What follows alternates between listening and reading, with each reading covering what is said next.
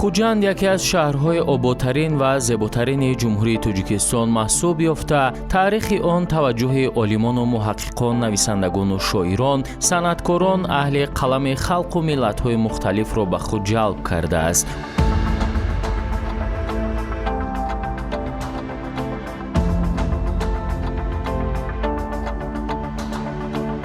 عالمان عنوان خوجند را تحلیل نموده اثبات کردند که ریشه آن از کلمه مرکب زبان قدیمه ایرانی خوکند گرفته شده، معنای شهر آفتابی یا خود آفتاب شهر می باشد. این نام در کتاب مقدس اوستا قریب 3000 سال مقدم ذکر شده است.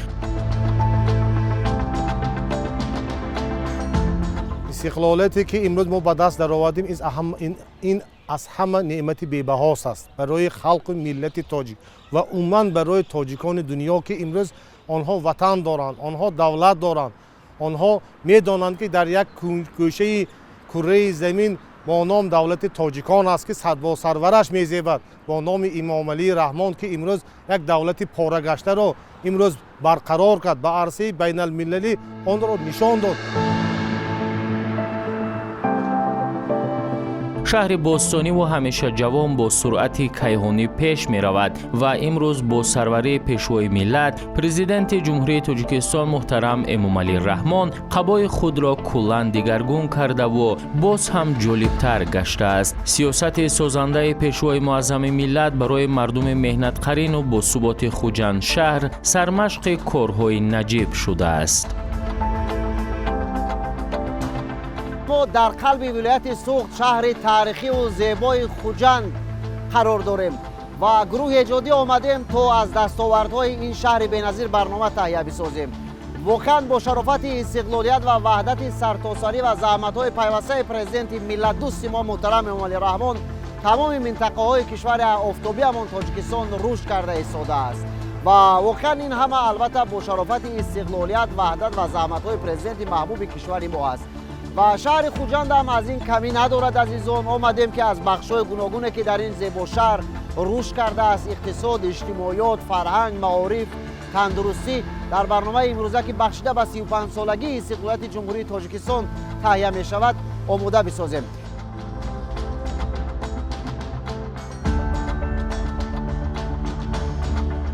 34 سالی صاحب استقلالی زمان پیشرفت و کامیابی ها. در این دوره خوجند به یکی از شهرهای پیشرفته تاجیکستان تبدیل یافت. پیشرفت نظررس خاصه بنیاد انشاءات دارای تعینات گوناگون از قبیل بناهای بلندآشیانه استقامتی، کارخانه‌های خرد و بزرگ صنعتی، مکتب و کودکستان ها، تالار و میدانچه‌های ورزشی، مرکزهای معاصر خدمت رسانی، تجدید و برقرارسازی راه‌های محلی، موضع‌های تاریخی و باغ‌های فرهنگی فراغتی دیگرگونی کلی را در حیات ساکنان به عمل آورد.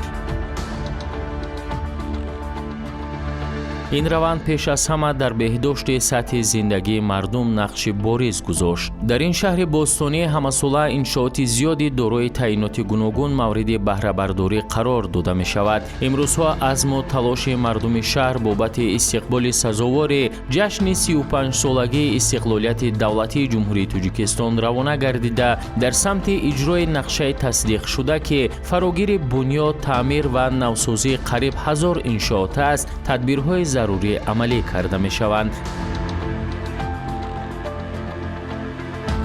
نقشه مکمل سازندگی اساساً از طرح‌های بزرگ زمانوی به مانند بنیاد بناهای بلندآشیانه استقامتی، کارخانه‌های خرد و میانه استحصالی، مکتب و کودکستان‌ها، میدان و تالارهای ورزشی، درمانگاه‌های معاصر، مرکزهای خدمت رسانی و سودا، اینچنین تجدید و برقرارسازی موضع‌های تاریخی، تعمیر و نوسازی راه‌های ماشینگرد و باغ‌های فرهنگی و فراغتی عبارت می‌باشد.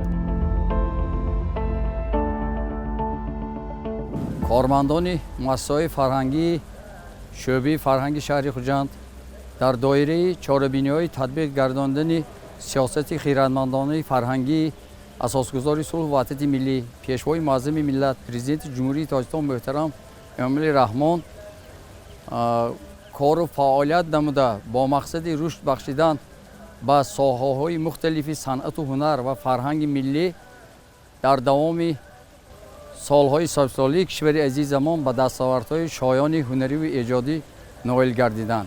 باعث ذکر است که در ردیف دیگر ساحه‌های خواجگی خلق شهر خوجند به ساحه فرهنگ نیز توجه بیواسطه خیلی زیاد می باشد و ما دیده ایستاده ایم که اهل فرهنگ، صنعت و هنرمندان شهر باستانی خوجند در حیات فرهنگی نه فقط شهر باستانی خوجند بلکه در ولایت و هم جمهوری و هم بیرون از آن در چهاربینی‌های فرهنگی فعالانه اشتراک نموده بهترین نمونه‌های صنعت و فرهنگ ملی ما را به طور ارزنده برای ساکنان کشور عزیز ما و همچنین بیرون از آن برای خارجیان در سطح ضروری معرفی نموده ایستادند. مقامات اجرایی حکومت دولتی شهر خوجند بهر اجرایش با ثبات دستور و سپارش‌های پیشوای ملت، پرزیدنت جمهوری تاجیکستان محترم امامعلی رحمان قرارهای حکومت جمهوری تاجیکستان فعالیت همه‌روزه خود را در سمت سرعت بخشی استحصالات، رشد همه ساحه‌های خوجگی خلق به راه مانده برای پیشبرد کل پهلوهای حیات جمعیتی و سیاسی، اقتصادی و اجتماعی، رونق سازندگی و بنیادکاری و آبادانی چاره‌های عملی اندیشیده ایستادند. امروزها در شهر کارهای ساختمانی در زیاده از 100 انشاءات با مرام ادامه دارد که اکثر آنها بناهای بلندآشیانه استقامتی تشکیل می‌دهند. در شهر خوجند در اساس نقشه گنرالی از جانب جمعیت دارای مسئولیت محدود ساخت شهرآفر، نقشه‌های مفصل محله‌های 1 2 26 27 28 29 3 و از طرف جمعیت سهامی کشاده شهرآفر، نقشه‌های مفصل خیابان اسماعیل سامانی، کوچه‌های سیردری رفعت حاجیف، گاگارین همزمان از جانب متخصصان ساحه نقشه‌های مفصل محله‌های 4 5 و 14 15 تهیه شده. در این محله‌ها ساختمان بنا و انشاءات به طور مجموعی عملی می‌شوند. در مرکز ولایت سوخت شهر خوجند با قامت افروختن انشاءات تعییناتی گوناگون، شرایط کار و خدمت‌رسانی و سطح و صفت زندگی مردم بهتر و خوبتر گردیده، تشریف سیاحان خارجی نیز افزایش یافته است. با تشبث و ابتکار جناب عالی پیشوای معظم ملت در شهر خوجند قلعه خوجند ساخته به استفاده داده شدند که این یک برای شهر خوجند این یک توفیق ارزنده است. برای آنکه این قلعه خوجند تاریخ 3000 ساله شهر خوجند را نشان می‌دهد و در بعد کشاده شوی قلعه خوجند از طرف سیاحان دور و نزدیک بسیار در آمده ایستادند. اگر ما و تا جنبست سال 2024 نظر افکنیم، اگر محض با تشبث انمی کشاده شوی قلعه و شهر خوجند جنبست سال 2024 زیاده از 40,000 سیاحان خارجی به ورود شهر خوجند شدند.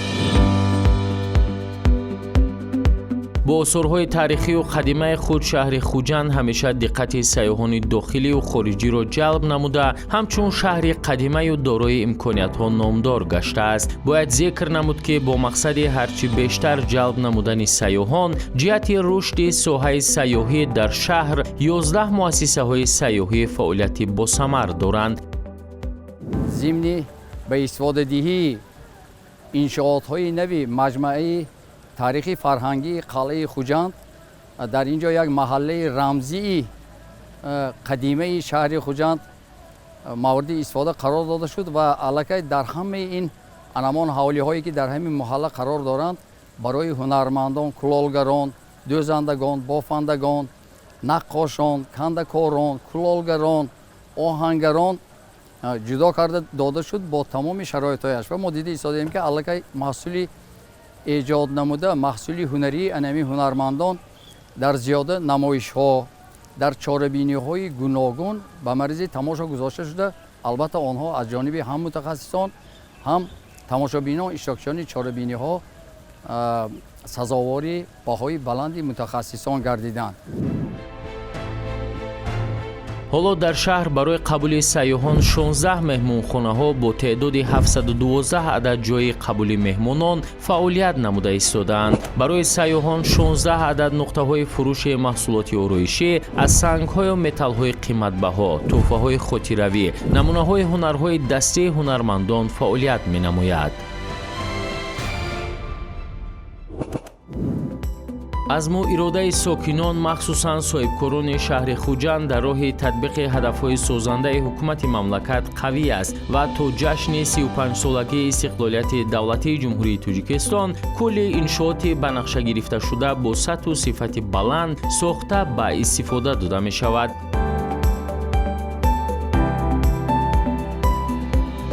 хуҷанд шаҳри калони саноатист ва хоса бо корхонаҳои азими ресандагию бофандагӣ, рангуборкунию дузандагиаш шӯҳрати ҷаҳонӣ ёфтааст. маҳсулоти корхонаҳои саноатии шаҳр дар миқёси олам муаррифӣ гашта дар бозори ҷаҳонӣ рақобатпазир дониста мешавад. бо мақсади татбиқи ҳамаҷонибаи ҳадафи чоруми миллӣ, саноати кунунӣ бо суръати мамлакат ва солҳои рушди саноат дар шаҳри хуҷанд коргоҳу корхонаҳои нави истеҳсолӣ сохта ба истифода дода мешаванд. шаҳри хуҷанд шаҳри саноатӣ мебошад. шумо медонед ки бисёр корхонаҳои саноатӣ бисёр кушода шуд ва бо маром ҳозир корбарӣ карда истодааст. ҳозир бисёр маҳсулотҳое ки аз Тоҷикистон истеҳсол мешавад ба дигар кишварҳо содирот карда мешавад. инам ҳамин як байни якдигар занҷир ҳаст. яъне аввал мо бояд ба илм аҳамият диҳем. вақте ки мо ҷавонон илми нағз мегиранд ва навоварӣ медароранд, рушди иқтисодиёт, истиқлолият, сулҳ, ҳамин заминаҳо метиҳад ба рушди Тоҷикистон, ба пешравии Тоҷикистон. шахсан ба шаҳри Хуҷанд ҷавононе ки рафта хонда таҳсилашона тамом карда омада инҷа корхонаҳо кушодосиянд, навигарӣ кардосиянд, навоварӣ овардосиянд. нақшаҳо муайян ва мавриди амал қарор доранд. ҷиҳати дар амал татбиқ намудани ҳадафи мазкур дар шаҳри хуҷанд пеш аз ҳама иқтидорҳои истеҳсолӣ аз ҷумла дастрасӣ ба ашёи хом ба инобат гирифта шуда дар самти таъсиси коргоҳу корхонаҳои нави саноатӣ ҳамкорӣ бо бахши хусусӣ тақвият меёбад.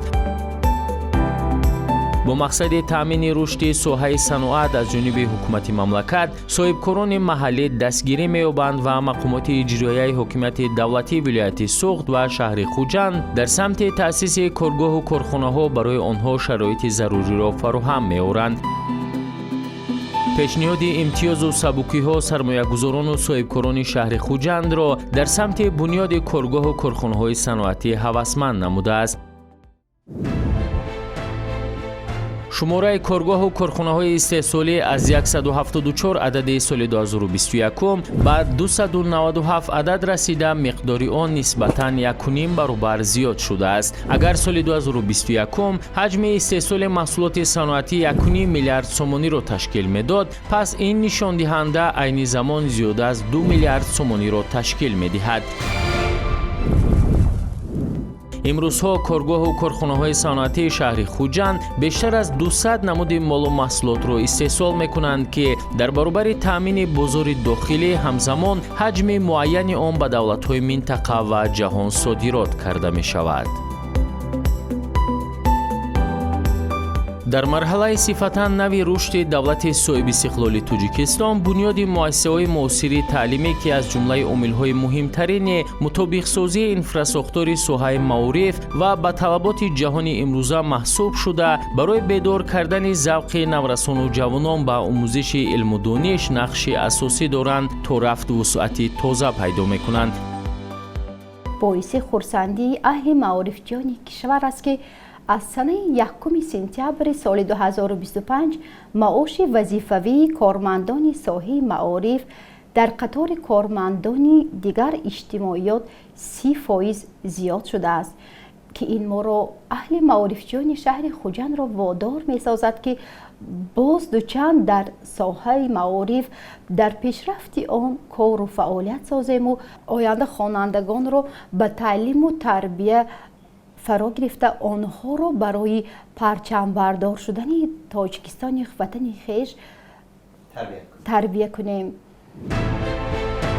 جهت عملی نمودن این هدف در دوام 3 سال اخیر در شهر خوجند از حساب همه سرچشمه‌های مبلغ‌گذاری 10 مؤسسه نوی تعلیمی ساخته به استفاده داده شد. امروزها در 52 مؤسسه تعلیمی شهر 47411 خواننده به تحصیل فرا گرفته شدند که به تعلیم و تربیت آنها اساساً 2644 نفر آموزگار مشغول می‌باشند. در شهر خوجند برای بهتر نمودن شرایط تعلیم و تربیت با دستگیری حکومت مملکت مرحله به مرحله در مؤسسه‌های تحصیلاتی عمومی کابینت‌های فنی و آزمایشگاه‌های زمانوی تأسیس داده می‌شود که دارای وسایل تکنیکی و اسباب‌های عیانی معاصر می‌باشند. عین حال در شهر خوجند 47516 نفر خوانندگان صنف‌های 1 و 11 تحصیل می‌نمایند. اشتراک آنها در المپیادهای بین‌المللی و المپیادهای داخلی جمهوری به واسطه نظررس میباشد. این بود که در دور جمهوری خوانندگان مؤسسه تعلیمی شهر خوجند 252 نفر اشتراک کنندگان، 145 نفر خوانندگان صنف‌های 5 و 11 جایهای نظررس را صاحب گشتند. در مجموع در 52 مؤسسه تعلیمی شهر خوجند نزدیک 400 کابینت فنی و آزمایشگاه‌های تعلیمی تأسیس داده شده است.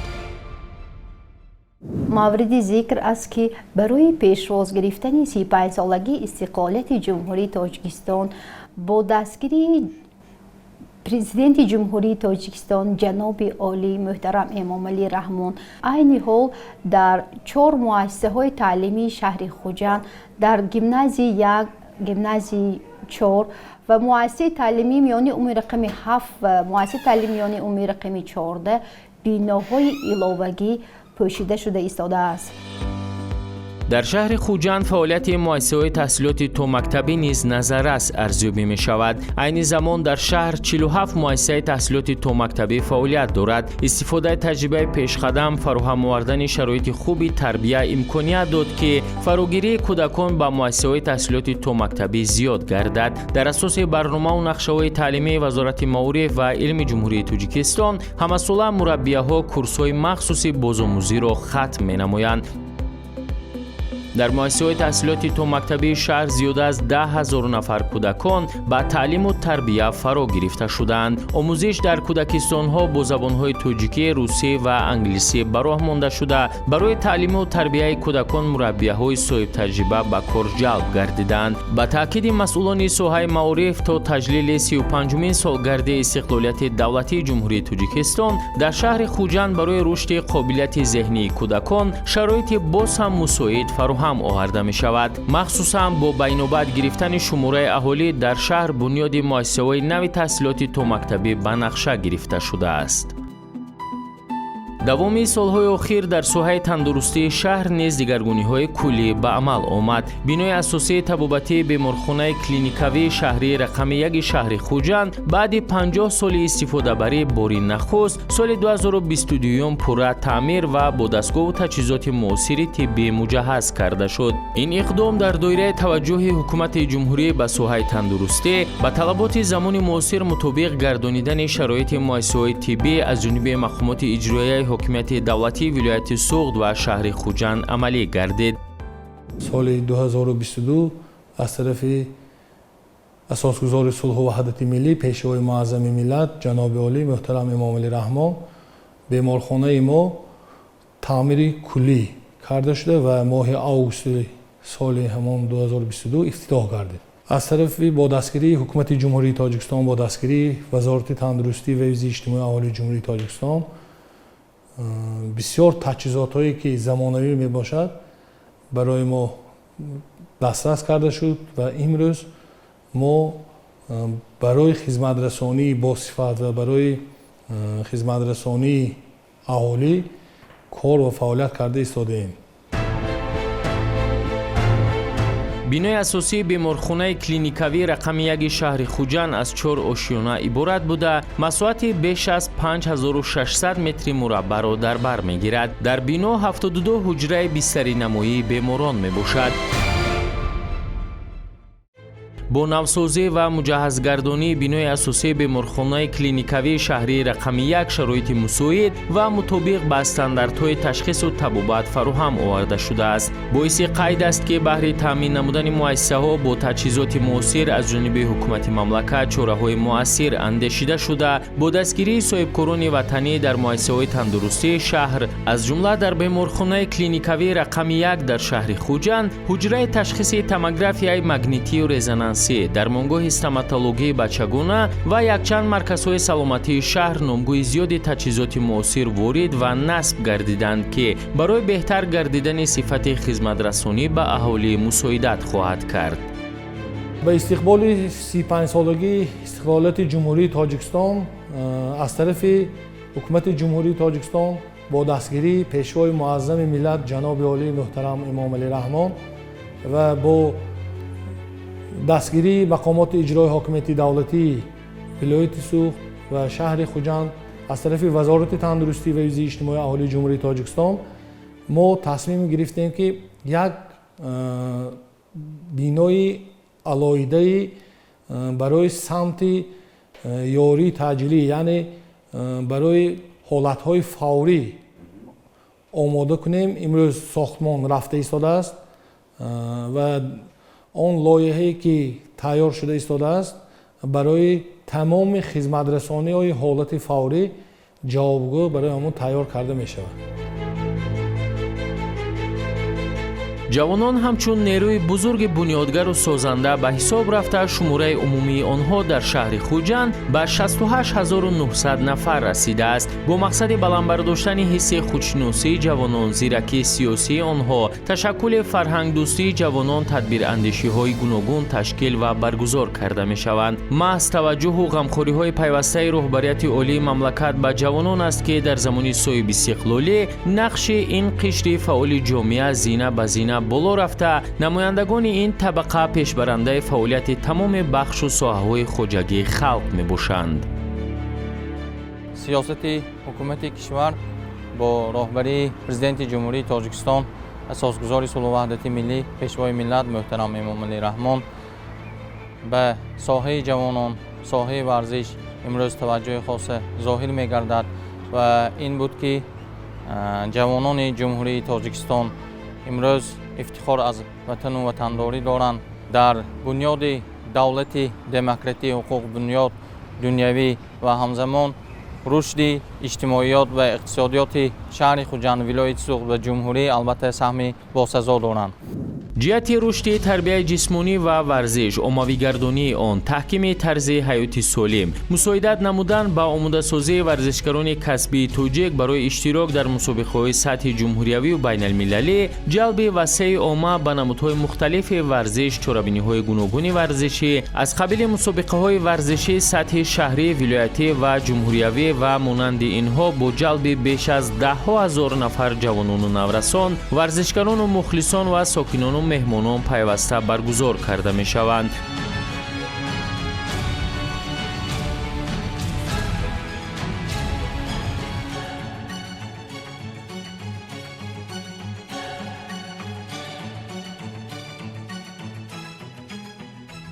дар доираи нақшаи чорабиниҳо бахшида ба 35-солагии истиқлолияти давлатии ҷумҳурии Тоҷикистон дар шаҳри Хуҷанд бунёд аз навсозии зиёда аз 90 иншоотҳои варзишӣ ба нақша гирифта шудааст ки ҳамарӯза наврасону ҷавонон ба ин толорҳо, ба ин иншоотҳои варзишӣ ташриф оварда малакаи касбӣ ва ҳам малакаи варзишии худро боло мебардоранд.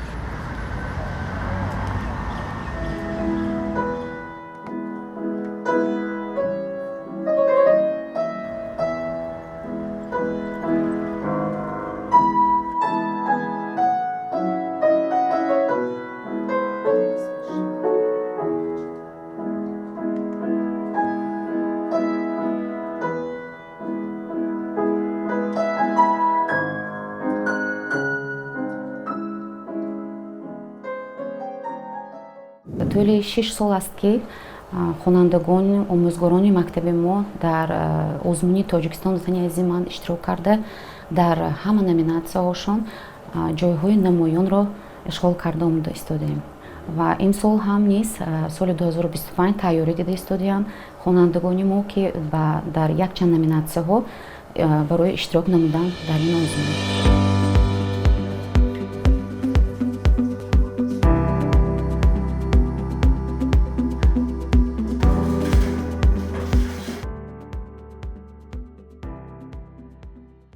дар амин солҳои охир бисёр хонандагон ба мактаби мо мебиёранд барои таҳсил, барои ҳар намуди асбобҳо, ҳам асбобҳои миллӣ ва ҳам асбобҳои аврупоӣ. Хонандаҳо бисёр шуда истодаанд, таваҷҷӯҳ бисёр шуда истодааст барои ҳамин ва бисёр бачаҳои мо кӯшиш кардосиянд ки барои ҳамин озмун иштирок кунанд ва ҷойҳои намоёнро ишғол кунанд.